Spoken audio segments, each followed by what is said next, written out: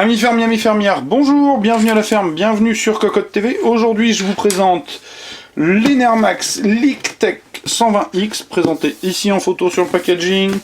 Je passe rapidement sur le packaging d'un IO, les quelques données techniques, etc., etc. Bref, passons à ce qu'il y avait à l'intérieur de la boîte. Au niveau du bundle, nous avions, je vais le chercher, je l'avais mis en dessous. Le guide de montage, ce qui est plutôt pratique, je le disais déjà avec le Reserator, je le redis, évidemment, de 100 c'est plus compliqué. On y arrive, mais ça se monte moins bien. Nous avions un sachet comportant la visserie, un tube de pasta, les entretoises, etc. Tout ce qu'il faut pour le monter. Un sachet comportant la backplate unique, percée à tous les standards, puisqu'il est compatible 775, 1150, 1155, 1156, 1366 et 2011. Je vais vous faire l'affront de répéter pour AMD, donc AM2, AM2+, AM3, AM3+, FM1, FM2. Désolé pour le catalogue, je l'ai déjà dit, mais malheureusement, je suis obligé d'en passer par là. Nous avions deux ventilateurs de 120 mm Enermax, qui sont régulables sur l'arrière par l'intermédiaire d'un petit bouton curseur, donc en haut de 600 à 2500 tours minute, position intermédiaire 600 à 2000 tours minute, position du bas 600 à 1300 tours minute, donc en gros vous choisissez ou performance ou silence.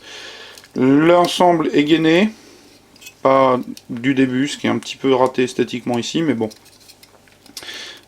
Se termine par un PWM pour le premier, idem pour le deuxième. On a aussi une rallonge qui va permettre de connecter un seul PWM, les deux ventilateurs. J'ai oublié les deux petites pattes, pour l'instant je n'en ai pas l'utilité, je ne sais pas, il faudrait que je regarde. En alu, de toute beauté, alu anodisé.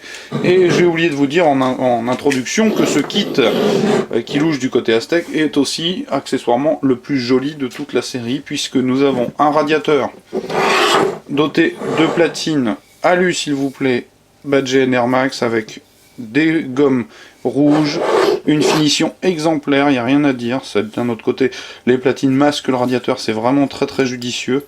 Donc un radiateur, tout ce qu'il y a de plus classique, tuyau de grosse section, sertissage, le top, l'ensemble masse, pompe, et lui aussi de toute beauté, puisque on est sur quelque chose, voilà. Pas évident à vous présenter à la caméra, avec de l'alu partout. On laisse le plastique, le vilain plastique de côté, donc un top de toute beauté, maintenu par Davis Torx, badgé Enermax, avec le sigle Enermax, pareil sur les côtés, juste un câble gainé en 3 pins pour alimenter la pompe, les griffes en alu, le dessous, le mase, full cuivre, maintenu par des BTR une fois de plus. Les tubes ont une certaine liberté angulaire, ce qui va permettre de positionner plus judicieusement le radiateur en fonction de votre boîtier. Bref, je ne l'ai pas branché encore, je ne l'ai pas testé. Je vous inviterai à revenir à la ferme pour visualiser les résultats du test.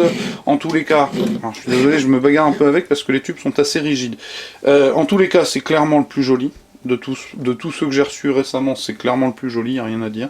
Maintenant, est-ce que c'est le plus efficace? Ça, j'en sais rien, il faudra que je vous réponde par la suite. Donc je vous invite à venir lire le test écrit qui paraîtra donc sur cocotteland.com très prochainement, et je vous souhaite une bonne journée, je vous dis à très bientôt. Au revoir.